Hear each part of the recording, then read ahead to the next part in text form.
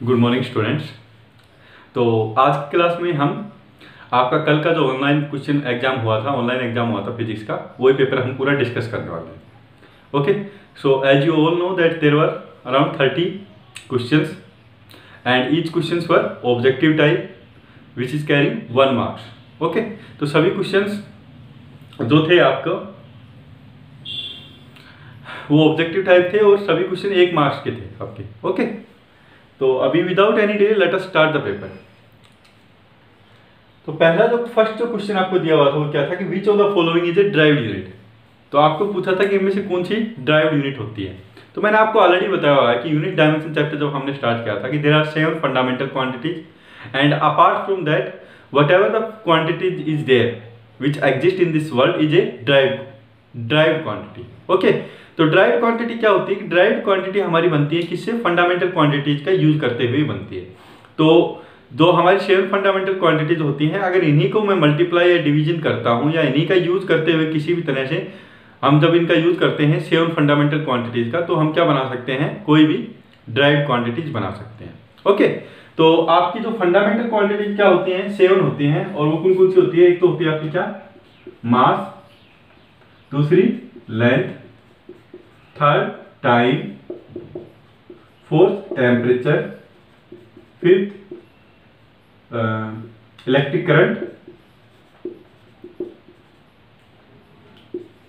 Electric current, sixth luminous intensity and the last one is amount of substance. ठीक है, तो ये तो होती है हमारी क्या, 7 फंडामेंटल क्वांटिटी। और इनको छोड़ के जो भी क्वांटिटी बनती है उसको हम क्या बोलते हैं, उसको हम बोल देते हैं क्या, derived fundamental quantity, sorry derived physical quantity. Okay, तो यहाँ पे आपको क्या दिया, ऑप्शन 1 में आपको दिया हुआ है यूनिट ऑफ मास। तो मास तो क्या है आपकी फंडामेंटल क्वांटिटी है। ऑप्शन बी में आपको दिया है यूनिट ऑफ लेंथ, तो लेंथ भी क्या है आपकी फंडामेंटल क्वांटिटी है। थर्ड दिया हुआ है यूनिट ऑफ टाइम, तो टाइम भी क्या है आपकी फंडामेंटल क्वांटिटी है। फोर्थ आपको दिया है यूनिट ऑफ वॉल्यूम, तो आपको जो वॉल्यूम होगा वही क्या होगा, आपकी ड्राइव्ड यूनिट होगा। तो क्वेश्चन नंबर 1 का जो आंसर है आपका वो क्या है, डी। ओके, सेकंड क्वेश्चन आपको दिया हुआ है, you have to find out the dimensional formula of kinetic energy. तो मैंने आपको ऑलरेडी बताया हुआ है कि जो काइनेटिक एनर्जी होती है या फिर कोई भी एनर्जी ले रहा हूं, फॉर एग्जांपल मैं पोटेंशियल एनर्जी भी ले सकता हूं, काइनेटिक एनर्जी या हीट एनर्जी भी ले सकता हूं। तो जितनी भी एनर्जीज होती हैं उनकी सभी का डायमेंशनल फॉर्मूला सेम होता है। ओके, और ये यूनिट डायमेंशन चैप्टर में बहुत बार मैंने शायद ये हमारे क्वेश्चंस में भी आया था, एनर्जी का डायमेंशन क्या होता है। ओके, और बहुत सारे बच्चों ने सही भी किया है, लगभग सभी बच्चों ने ये वाला जो क्वेश्चन है उनका सही भी है। तो अभी वैसे मैं बता देता हूँ, जैसे काइनेटिक एनर्जी होती है आपकी, काइनेटिक एनर्जी का वैसे भी आप डायरेक्टली फाइंड आउट कर सकते हैं। काइनेटिक एनर्जी क्या होती है आपकी, हाफ mv²। तो डायमेंशनल फॉर्मूला आपको फाइंड आउट करना है। तो हाफ का कोई डायमेंशन होता नहीं, मास का क्या होगा, कैपिटल M, और स्पीड वेलोसिटी होती है। वेलोसिटी क्या होती है, मीटर पर सेकेंड। मीटर में means length divided by time whole square. तो ये आपका हो जाएगा क्या, ml² डिवाइडेड बाय t²। तो इसको हम कैसे लिख सकते हैं, ml2t-2। ओके, तो ये है आपका कौन सा, option number B is correct. तो सेकंड का जो आंसर आएगा आपका क्या आएगा, वो आएगा बी। Question number 3। तो क्वेश्चन नंबर 3 में आपको क्या दिया हुआ है कि x आपको दिया हुआ है 80 + bt²। x आपको क्या दिया हुआ है, x आपको दिया हुआ है क्या, 80 + bt²। ये आपको x की वैल्यू दी हुई है और आपको फाइंड आउट क्या करना है, the unit of b will be, आपको यूनिट फाइंड आउट करनी है b की, और जो x है वो मीटर में है, t किसके अंदर है, आवर्स के अंदर है। ठीक है, तो आपको पता है कि डायमेंशनल फॉर्मूला अगर मैं कंपेयर करूं तो dimensional formula of x is equal to dimensional formula of 80 is equal to dimensional formula of bt²। ये हम प्रिंसिपल ऑफ होमोजेनिटी से ऑलरेडी हमको पता है। ओके, तो मैं क्या कर रहा हूं, डायमेंशनल फॉर्मूला ऑफ x को इक्वेट कर रहा हूं किसके, डायमेंशनल फॉर्मूला ऑफ bt² के। तो डायमेंशनल फॉर्मूला ऑफ x क्या होता है आपका, ये आपको दिया हुआ क्या है, x क्या है, वैसे लेंथ होता है x, लेकिन यहाँ पे आपको क्या इसकी यूनिट दी हुई है। ठीक है, तो मैंने बताया था डायमेंशनल फॉर्मूला और यूनिट में कोई डिफरेंस नहीं होता है। तो इसको मैं क्या लिख सकता हूँ, मीटर से लिख सकता हूँ इसको मैं। इसको मैंने लिख दिया क्या, metre is equal to dimensional formula of B into dimensional formula of T square. T square का क्या होता है, टाइम का आपको दिया हुआ है हावर, तो ये हो जाएगा क्या, हावर का होल स्क्वायर। तो डायमेंशनल फॉर्मूला ऑफ बी कितना आ जाएगा आपका, metre divided by hour square. Okay, तो ये हमने डायरेक्टली इसकी यूनिट फाइंड आउट कर ली। अगर आपको पूछ लेता डायमेंशनल फॉर्मूला तो वो हो जाता, मीटर क्या होता है, लेंथ, और ये होता है क्या, टाइम, तो LT-2 वो हो जाता है आपका। ओके, तो यहां से आप ऐसे भी कर सकते हैं कि dimensional formula of x find out करें पहले तो वो आपका क्या होता है, L is equal to dimensional formula of b, और टाइम का क्या होता है, t स्क्वायर, तो डायमेंशनल फॉर्मूला ऑफ b आप बोल देते क्या, LT-2। ओके, LT-2, L आपको दिया हुआ क्या है, मीटर में है, और टाइम किस में है, हावर में, तो आपका हो जाता है क्या, मीटर पर हावर स्क्वायर आ जाता है। तो कैसे भी कर सकते हैं आप। तो यहां पे आपका जो आंसर है वो क्या है, वो आपका है सी। तो क्वेश्चन नंबर 3 का आंसर है क्या, सी, मीटर पर हावर स्क्वायर।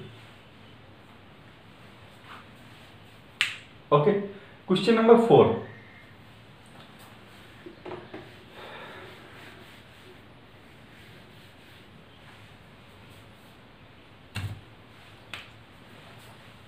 तो क्वेश्चन नंबर 4 आपको क्या दिया हुआ है कि the velocity of a particle is given by at square plus bt plus c। Velocity of the particle is given to you as at square plus bt plus c, ये आपको दिया हुआ है। v is measured in metre पर second, t is measured in seconds, the unit of, तो a b c का आपको जैसे कि ऑप्शंस में दिया हुआ है कि a की क्या यूनिट होगी, b की क्या यूनिट होगी, c की क्या यूनिट होगी, वो आपको फाइंड आउट करना है। ओके, तो सबसे पहले तो आप डायमेंशनल फॉर्मूला फाइंड आउट कर लीजिए सबका, फिर उसके बाद आप उसकी यूनिट भी लिख सकते हैं। तो आपको क्या दिया हुआ है कि ये दिया हुआ है, ठीक है, तो आपको पता है कि डायमेंशन ऑफ v ये सभी क्या है, एडिशन में है, तो आप लिख सकते हैं dimension of at square is equal to dimension of bt is equal to dimension of c, ये तीन ये होता है हमारा, ठीक है। तो डायमेंशन ऑफ v, v क्या है आपकी, वेलोसिटी है, तो वेलोसिटी का क्या डायमेंशन होता है, LT-1 लिख दिया मैंने, is equal to dimension of a, dimension of t square क्या होता है आपका, ये आप लिख सकते हैं t स्क्वायर, कैपिटल T का whole square. Similarly dimension of b लिख सकते हैं आप इनटू डायमेंशन ऑफ t, क्योंकि t इसके मल्टीप्लिकेशन में, इज इक्वल टू है डायमेंशन ऑफ c। ओके, तो मैं यहां से डायरेक्टली निकाल रहा हूं, डायमेंशन ऑफ a सबसे पहले निकाल रहा हूं, dimension of a is equal to, इन दोनों को कंपेयर करूंगा, फर्स्ट वाले को सेकंड वाले को, ठीक है। तो t स्क्वायर इसकी क्या चला जाएगा, डिवीजन में चला जाएगा, तो इसका आंसर हो जाएगा LT-3, ये आ गया डायमेंशन ऑफ a। आपको अगर इसकी यूनिट निकालनी है तो यूनिट आपकी क्या हो जाएगी, क्योंकि ये है सब मीटर, वेलोसिटी है मीटर पर सेकंड में, टाइम क्या है आपका सेकंड में, ठीक है। तो आपको फंडामेंटल यूनिट से ही निकालनी है, तो ये क्या हो जाएगा, L क्या है आपका मीटर, टाइम क्या हो जाएगा आपका सेकंड में, तो सेकंड मीटर पर सेकंड होल क्यूब, ठीक है। तो ये आ गया dimension of b। Dimension of b भी यहां से आप डायरेक्टली निकाल देंगे, वो क्या हो जाएगा आपका, t इसके डिवीजन में चला जाएगा, इस वाली के, पहली वाली के, क्योंकि सब इक्वल है, तो ये आ जाएगा आपका क्या, LT-2, और LT-2 आपके डायमेंशन जो यूनिट क्या आ जाएगी, L का क्या होता है मीटर, टाइम का क्या होता है सेकंड स्क्वायर। और डायमेंशन ऑफ c क्या आ जाएगा, डायमेंशन ऑफ c आप बोल देंगे वो क्या होगा आपका, सीधा ही LT-1 होगा, तो ये क्या हो जाएगा मीटर पर सेकंड, तो ये 3 हो जाएंगे आपके। तो आपको ऑप्शन क्या दिया हुआ है, फर्स्ट ऑप्शन में आपको दिया है a इज मीटर पर सेकंड, तो आपको वो गलत है, मीटर पर सेकंड क्यूब है। b is also given to as metre पर सेकंड, तो वो आपका मीटर पर सेकंड स्क्वायर है। जो c आपको दिया हुआ है वो क्या दिया हुआ है आपको, मीटर पर सेकंड दिया हुआ है, ठीक है। तो शायद आपका जो क्वेश्चन आया था उसके अंदर वो शायद b में भी b लिख दिया उसने, और c में भी c लिख दिया, तो जो c ऑप्शन है उसमें c है वो, okay, instead of b it is c, तो c इज मीटर पर second.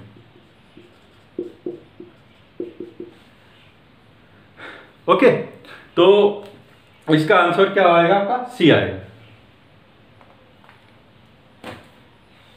Okay, A and B are same but that of C is different, लेकिन यहाँ पे आप देख सकते हैं ए और बी आपस में सेम नहीं है, ए और बी भी क्या है डिफरेंट है, तो ऑप्शन जो डी है वो भी आपका क्या है गलत है। ओके, तो एक्चुअली क्या था कि इसमें थोड़ा सा ये टाइपिंग में एरर हुआ, लिखने में एरर हुआ, तो बी और जो सी है वो बी लिख दिया, दोनों ऑप्शन सेम बना दिए, लेकिन जो ऑप्शन सी था उसमें सी आना चाहिए था। तो मैंने क्या किया, जिनका बी या सी दोनों में कोई भी किया तो वो मैंने सही लगा दिया उसका। ओके, तो जिसका भी ऑप्शन बी या सी था मैंने दोनों को सही कर दिया है।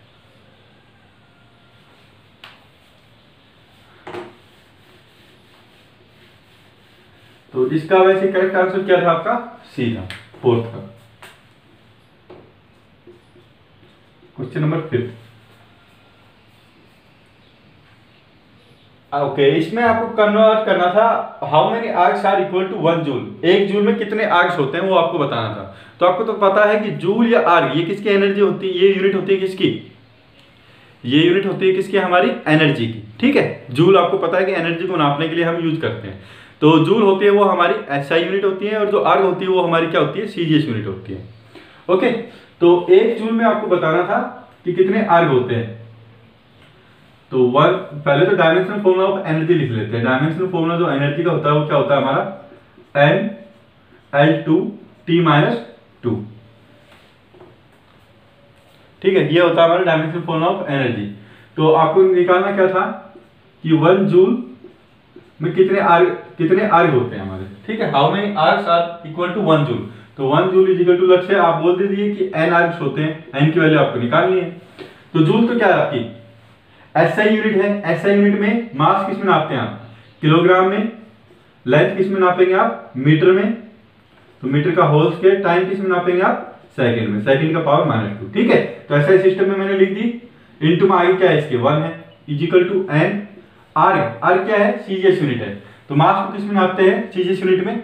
तो सीजीएस का जैसे आप ऐसे करके देख लीजिए, C centimetre, G for gram, S for second.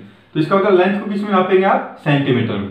तो मास को किस में नापेंगे, मास है, लेंथ नहीं है, मास क्या है आपका, ग्राम में नापेंगे आप। तो ग्राम, लेंथ किस में नापेंगे आप, centimetre, raise to power 2, time तो आपका सेकंड के सेकंड में रहता है, सेकंड की पावर -2। ठीक है, तो n की वैल्यू आपको निकालनी है। तो n की वैल्यू क्या आ जाएगी आपकी, तो ये इसके डिवीजन में चला जाएगा, kilogram divided by gram, metre divided by centimetre whole की power 2 into second by second raise to power -2। ये n की वैल्यू आ जाएगी आपकी क्या, 1 kilogram is equal to how many grams, तो आप बोलेंगे 1000, तो 1000 ग्राम बाई ग्राम, ग्राम से gram cancel. 1 metre is equal to how many centimetre, तो आप बोलेंगे 1 मीटर में होते हैं 100 सेंटीमीटर। ठीक है, सेंटीमीटर डिवाइडेड बाई सेंटीमीटर, इसका क्या है, स्क्वायर। सेकंड और सेकंड तो दोनों आपस में कैंसिल हो जाएंगे, ये 1 आ जाएगा, 1 की पावर -2, तो 1 ही रहेगा आपका। ओके, तो ग्राम से ग्राम कैंसिल, सेंटीमीटर से सेंटीमीटर कैंसिल। तो n की वैल्यू क्या आ जाएगा आपकी, 1000 को मैं लिख सकता हूं 10 की पावर 3, 100 को 10 की पावर 2, आगे 100 का स्क्वायर है, 10 की पावर 2 प्लस 10 की पावर 2, तो ये आपका कितना आ जाएगा, 10 की पावर 4। तो आप, ठीक है, 100 का स्क्वायर मतलब क्या है, 10,000 हो गए, 10,000 को आप क्या लिख सकते हैं, 10 की पावर 4। तो ये आपका आंसर आ जाएगा कितना, 10 की पावर 6। ठीक है, तो यहां पे जो ऑप्शन दिया हुआ है आपको वो है ऑप्शन सी। तो ऑप्शन सी आपका करेक्ट है। इसका आंसर है क्या, 10 की power 7।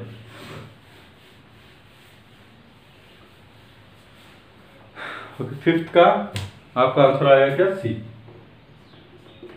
Question number 6, volume is A. तो ये कोई बताने की जरूरत नहीं है, वॉल्यूम आपका क्या होती है, एक स्केलर क्वांटिटी होती है। वॉल्यूम की कोई डायरेक्शन थोड़ी होती है, वेक्टर क्वांटिटी वही होती है जिनकी कोई डायरेक्शन हो, स्केलर क्वांटिटी जिनकी कोई डायरेक्शन नहीं हो। तो अगर वॉल्यूम है तो आप बोलेंगे क्या, वॉल्यूम की कोई डायरेक्शन होती है, तो आप बोलेंगे क्या नॉनसेंस क्वेश्चन पूछ रहे हैं आप। ठीक है, तो वॉल्यूम क्या होती है आपकी, स्केलर क्वांटिटी होती है। इसका आंसर आएगा ए, 7। Which of the following is scalar quantity. तो आपको पता है कि डिस्प्लेसमेंट भी स्केलर होता है, वेलोसिटी भी स्केलर, सॉरी डिस्प्लेसमेंट भी वेक्टर होता है, वेलोसिटी वेक्टर होता है, एक्सेलरेशन भी वेक्टर होता है, क्योंकि इनकी एक पर्टिकुलर डायरेक्शन होती है। और तो जो वर्क या फिर एनर्जी जो होती है हमारी, वो हमेशा क्या रहती है, स्केलर क्वांटिटी होती है। तो 7th का जो आंसर आएगा आपका क्या आएगा, वो आएगा ए। ओके, तो जब मैंने आपको वेक्टर चैप्टर पढ़ाया था तो वहां पे ये मैंने एग्जांपल भी आपको दिए हुए हैं, तो वहां से भी आप देख सकते हैं। क्वेश्चन नंबर 8 आपको क्या दिया हुआ है कि at what angle two force 2f and √2f should act so that the resultant is f √10। तो 2f दिया हुआ है, एक तो force, first force, second force दिया हुआ आपको √2f। ठीक है, इनके बीच का एंगल आपको थीटा पूछा है, इनके बीच में क्या एंगल हो theta, such that the resultant is f √10, f √10। तो आपको पता है कि रिजल्टेंट का क्या फॉर्मूला होता है, रिजल्टेंट का क्या फॉर्मूला लगा सकते हैं आप कि first formula f1 square plus second force f2 square plus 2f1 f2 cos of angle between the two. तो cos थीटा आप मान लिया, आप एंगल मान लिया, दोनों फोर्स के बीच में थीटा है। तो रिजल्टेंट फोर्स तो आपको दिया हुआ क्या है, f √10 है। फर्स्ट फोर्स क्या दिया हुआ आपको 2f, तो 2f का होल स्क्वायर। सेकंड फोर्स आपको दिया हुआ क्या है √2f, तो √2f का whole square plus 2, first force आपको दिया हुआ क्या 2f, second force √2f and cos of theta, theta की वैल्यू आपको निकालनी है। तो आप स्केयरिंग बोथ साइड कर देंगे, यहाँ पे स्केयरिंग बोथ साइड जब करेंगे तो क्या आ जाएगा आपका tan f स्क्वायर आ जाएगा यहाँ। तो ठीक है, यहाँ से ये रूट कैंसिल हो जाएगा स्क्वायर करने के बाद, और यहाँ पे आ जाएगा आपका क्या 4f square plus 2f square plus ये हो जाएगा क्या आपका 4 √2f राइट cos थीटा। तो ये 6f स्क्वायर आ गया, ये उस साइड जाएगा 4f स्क्वायर बन जाएगा, ये 4f स्क्वायर इक्वल टू 4 √2, और ये f स्क्वायर है यहाँ पे भी, f इंटू f स्क्वायर बन जाएगा 4 √2 f square cos theta. Okay, so cos theta आप क्या लिख सकते हैं, cos theta is equal to वो आपका हो जाएगा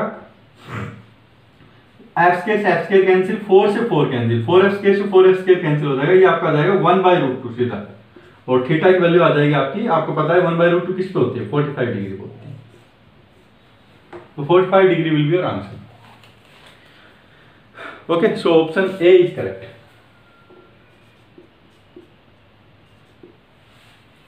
क्वेश्चन नंबर 9,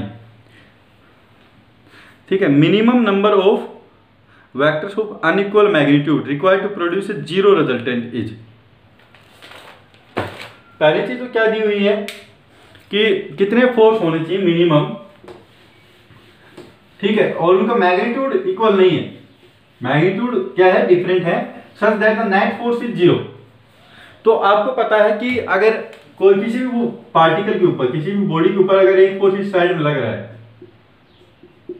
तो इसको बैलेंस करने के लिए दूसरी साइड में कोई ना कोई फोर्स चाहिए होगा, तभी नेट फोर्स 0 होगा। ठीक है, और वो फोर्स कितना होना चाहिए, वो होना चाहिए F के इक्वल। ओके, तो इसका मतलब ये फोर्स F लग रहा था, अगर दो फोर्स होंगे तो आपका रिजल्टेंट फोर्स क्या हो जाएगा 0 हो जाएगा। ओके, लेकिन यहाँ पे बात ये नहीं है, बात क्या बोल रहा है कि आपके जो फोर्स हैं वो इक्वल मैग्नीट्यूड के नहीं है, अनइक्वल मैग्नीट्यूड के हैं। इसका मतलब ये F है तो मेरा ये F नहीं हो सकता, ये कुछ डिफरेंट वैल्यू होगा। ओके, तो जैसे कि मैं मान लेता हूं कि ये 10 न्यूटन है, तो ये 10 न्यूटन से ज्यादा भी हो सकता है, कम भी हो सकता है। लक्ष्य में कम मान के चल लिया 4 न्यूटन लग रहा है, तो भी यहाँ पे इस साइड में क्या लग रहा है आपका 6 न्यूटन लग रहा है। तो इसको बैलेंस करने के लिए एक और फोर्स आना चाहिए किसी डायरेक्शन में, इसी डायरेक्शन के अंदर, वो क्या हो जाएगा आपका 6 न्यूटन। तो उसके बाद क्या हो जाएगा आपका नेट रिजल्टेंट फोर्स क्या हो जाएगा आपका 0। ओके, तो आपका आंसर क्या आना चाहिए था इसमें 3।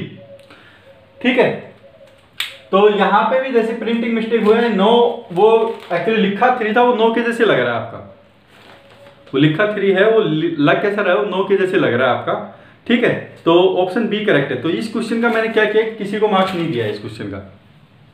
ओके, तो देखिए come sometime it happens that typing errors come.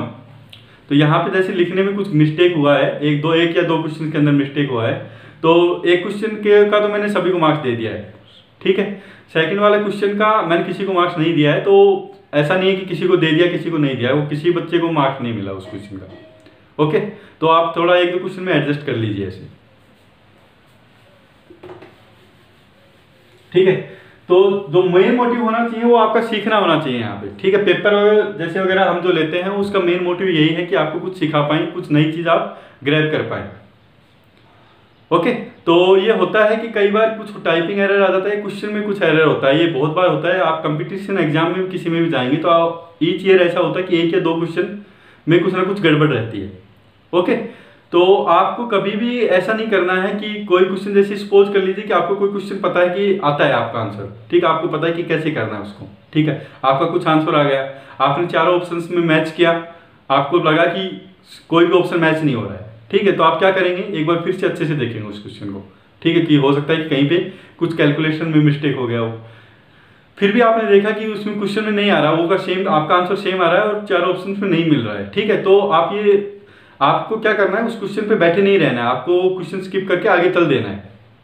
Okay, कि हो सकता है कि वो क्वेश्चन ही आपका गलत हो। ये बहुत बार कंपटीशन एग्जाम में ऐसा होता है कि कोई क्वेश्चन गलती से, जैसे ऑप्शंस उसके या तो मैच नहीं होंगे, या फिर हो सकता है कि क्वेश्चन में कुछ गड़बड़ हो, ठीक है, तो आपको बैठा नहीं रहना है ऐसी सिचुएशंस में, आपने 1 या 2 बार ट्राई करना है, उसके बाद आगे चल देना है, otherwise it will eat up your time.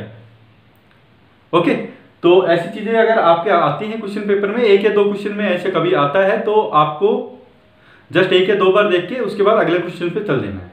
Okay, यहाँ पे भी जैसे कल के क्वेश्चन में अराउंड 30 क्वेश्चन थे, तो कुछ 1 या 2 क्वेश्चन में ऐसा हुआ कि मेरे से शायद लिखने में कुछ गड़बड़ हो गई उनमें।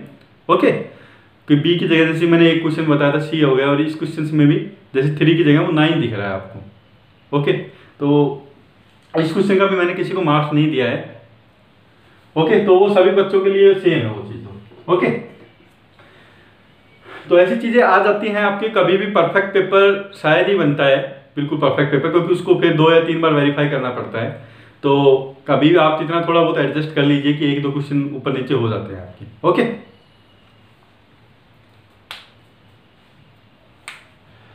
तो क्वेश्चन नंबर ये था आपका 9, ठीक है, तो इसका आंसर वैसे 3 था, तो ये ऑप्शन बी में होना चाहिए आपका, वैसे मैंने वहां पे 9 लिख दिया है, तो इसका आंसर जो है वो 3 है, ये भी लिख लीजिए साइड।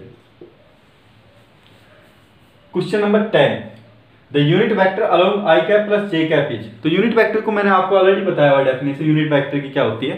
जैसे कि आपको पता है कि यूनिट वेक्टर की जो लेंथ होती है, किसी भी वेक्टर होता है, कोई भी वेक्टर होता है, अगर मैं उसको वेक्टर को उसकी मैग्नीट्यूड से डिवाइड करूंगा तो आपको क्या मिलेगा, यूनिट वेक्टर मिलेगा। सॉरी, ये यूनिट वेक्टर का जो सिंबल है ये, ठीक है, तो आपको जो वेक्टर दिया हुआ, क्या दिया हुआ है, आई कैप प्लस जे कैप आपको दिया हुआ है, आई कैप प्लस जे कैप आपको वेक्टर दिया हुआ है, ए वेक्टर, ठीक है, इसका मैग्नीट्यूड मैंने पूछा आपसे, मैग्नीट्यूड आप क्या बोलेंगे कि कोफिशिएंट ऑफ आई कैप का whole square plus coefficient of j cap का क्या है, 1 है, तो 1 का होल स्क्वायर, तो ये क्या आ जाएगा आपका √2, तो ये आ जाएगा आपका I cap plus J cap by √2।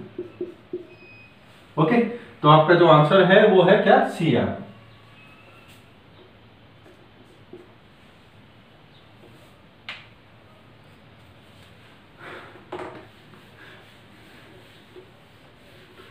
जो भी यहाँ पे जितने भी आपके क्वेश्चन पेपर हो रहे हैं, उसका मोटिव यही है कि आपको कुछ नई चीज सिखा पाए। ओके, तो कुछ भी जैसे नया क्वेश्चन भी आपके लिए लगता है कि कोई नया प्रॉब्लम आया है और कुछ डिफरेंट है उसमें, तो आप उस क्वेश्चन को अलग से नोट डाउन करके रखिए। ओके, क्योंकि इन फ्यूचर हो सकता है कि ऐसी प्रॉब्लम से आपको डील करना पड़े, तो वहां पे आपको हेल्प हो जाए। ओके, तो यहाँ पे क्वेश्चन नंबर 11 आपको दिया हुआ है क्या, ए वेक्टर दिया हुआ है आपको, बी वेक्टर दिया हुआ है, vector A vector plus B vector आपको बताना है। तो क्वेश्चन नंबर 11 में डाल रहा हूं, ए वेक्टर आपको दिया हुआ है क्या, 10 आई कैप प्लस 28 जे कैप, और बी वेक्टर आपको दिया हुआ है क्या, बी वेक्टर आपको दिया हुआ है 7 आई कैप प्लस 24 जे कैप, सॉरी कुछ अलग है, 3 आई कैप प्लस 4 जे कैप, ये 3 आई कैप है, सॉरी, ए वेक्टर आपको दिया हुआ है क्या, 3 आई कैप प्लस 4 जे कैप, और बी वेक्टर 7 आई कैप प्लस 24 जे कैप, सॉरी 7 आई कैप प्लस 24 जे कैप, ये आपको बी वेक्टर दिया हुआ है। आपको फाइंड आउट करना है ए वेक्टर प्लस बी वेक्टर, तो आई कैप वाली टर्म आई कैप में ऐड हो जाती है, तो ये आपका आ जाएगा क्या, 10 आई कैप और प्लस 28 जे कैप, तो आपका जो आंसर आएगा वो क्या आएगा आपका ए। ओके, ये क्वेश्चन नंबर 12, ये पता नहीं बहुत सारे बच्चों ने गलत किया है इस क्वेश्चन को। What happen if A vector is multiplied by A multiplier -2। अगर किसी वेक्टर को मैं -2 से मल्टीप्लाई करूंगा तो उस वेक्टर का क्या होगा, ठीक है, तो उसके मैग्नीट्यूड का क्या होगा और उसकी डायरेक्शन का क्या होगा। तो सपोज कर लीजिए कि कोई वेक्टर है मेरा ए वेक्टर, अगर आप इसको -2 से मल्टीप्लाई करेंगे तो क्या बन जाएगा आपका -2a वेक्टर बन जाएगा।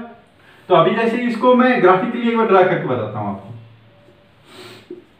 तो ए वेक्टर तो क्या होगा आपका, लेट्स से ये है आपका कोई ए वेक्टर, थोड़ा सा इस साइड बना देता हूं उसको, ये सपोज कर लीजिए आपका ए वेक्टर है, ठीक है। तो -2a वेक्टर कितना होगा, -2a वेक्टर जो आपका ये आपका ए वेक्टर है, -2a वेक्टर कितना होगा, इसका डबल होगा और उसका साइन सिंबल क्या होगा। अगर मैं पूछूं आपको ए वेक्टर है, ए क्या है, -a वेक्टर है, तो आप बोलेंगे -a वेक्टर क्या है, नेगेटिव वेक्टर होता है, तो ये जस्ट इसका अपोजिट होगा। ये आपका क्या आ गया, -a वेक्टर आ गया। और -a वेक्टर को अगर ये -a वेक्टर लिया मैंने, इसको मैंने डबल से बना किया तो ये -2a वेक्टर ही हो गया ये, ठीक है। तो इसका मैं डबल करता हूं तो मतलब इसकी लेंथ क्या हो जाती है आपकी, डबल हो जाती है। तो ये कुछ इस तरह से आएगा। तो ये क्या बन गया आपका -2a वेक्टर, ठीक है। ए वेक्टर उसका मैंने उल्टा किया तो आपने बना दिया क्या, -a वेक्टर, तो इसकी डायरेक्शन क्या हो जाएगी, रिवर्स हो जाएगी। इसका डबल कर दिया तो इसका मतलब क्या है, इसकी लेंथ को या फिर मैग्नीट्यूड को डबल कर दिया तो इसकी लेंथ आपकी क्या होगी, डबल, ठीक है। तो आपका आंसर क्या आएगा कि इसका मैग्नीट्यूड तो क्या हो जाता है, इसका डबल हो जाता है और डायरेक्शन क्या हो जाती है, जस्ट रिवर्स हो जाती है, अपोजिट हो जाती है। ओके, तो आपका जो ऑप्शन है वो डी सही है, इसमें सॉरी सी सही है, not D. Magnitude of the vector is double and its direction is reverse. 12 का जो आंसर है वो आपका क्या है, सी है। ओके, उसके बाद 12 के बाद जितनी भी मैंने प्रॉब्लम पूछी आपसे वो सारी डिफरेंशिएशन इंटीग्रेशन से रिलेटेड थी। ओके, तो अभी 15 ये मैंने जैसे डायरेक्टली, ये वैसे बहुत सारे बच्चों ने, मैं I am happy that so many students they did not make the mistake in from question number 13 to 30, क्योंकि ये जो रिसेंटली हमने करवाया न्यूमेरिकल जो मेथड जो हमने करवाया था डिफरेंशिएशन और इंटीग्रेशन का, तो सब बेसिक मैथमेटिकल टूल में हमने 2 टॉपिक कवर करवाए थे, तो वही क्वेश्चन है क्वेश्चन नंबर 13 से लेकर 30 तक। ओके, तो डिफरेंशिएशन में मोस्ट ऑफ द बच्चों ने मोस्ट ऑफ द बच्चों के जो क्वेश्चन हैं, जो आंसर हैं वो सही डिफरेंशिएशन के। तो क्वेश्चन नंबर 13 आपको क्या बताया था कि y आपको दिया हुआ था क्या, जैसे कि 3x² + 2x + 2, आपको बताना था इसका डिफरेंशिएशन क्या होगा, dy/dx। तो मैंने आपको बताया ये अलजेब्रिक फंक्शन है, तो सबसे पहले 3x² का होगा, तो 3 × x के डिफरेंशिएशन क्या होगा, पावर तो आगे आ जाएगी, पावर में से एक रिड्यूस कर देंगे हम, तो 3x हो गया, 2x हो जाएगा, +2 डिफरेंशिएशन ऑफ x, तो मैंने आपको बताया था पावर आगे आ गई, पावर में से एक कम कर देंगे, +2 आपका क्या है, कांस्टेंट क्वांटिटी, तो इसका डिफरेंशिएशन क्या होता है, 0। तो आपका इसका आंसर आ जाएगा 6x + 2, x की पावर 0 1 होती है, तो ये हो जाएगा 6x + 2। तो आपका जो ऑप्शन है वो कौन सा सही है, 13 का ए ऑप्शन सही है। अभी 14 आपको दिया है कि डिफरेंशिएशन आपको 3 sin x का निकालना है, तो बहुत ही सिंपल सा, sin x का क्या होता है आपका cos x, तो dy/dx कितना होता है, हो जाएगा आपका यहाँ पे 3 बाहर आ जाएगा, ये क्या आ जाएगा आपका cos x। तो आपका जो ऑप्शन है वो कौन सा ऑप्शन सही है, बी ऑप्शन सही है, 14 का बी। क्वेश्चन नंबर 15 आपको दिया हुआ है कि y = 10x। अब इसका मैंने डायरेक्ट फॉर्मूला बताया था आपका डिफरेंशिएशन का, 10x का फॉर्मूला क्या होता है डिफरेंशिएशन का, sec² x, ठीक है। तो 15 का जो आंसर आएगा वो क्या आएगा आपका, बी आएगा। ओके, तो ये फर्स्ट 15 प्रॉब्लम तो मैंने आपको अभी डिस्कस कर दी है, नेक्स्ट 15 प्रॉब्लम नेक्स्ट लेक्चर में आपको डिस्कस कर दूंगा। Okay, thank you.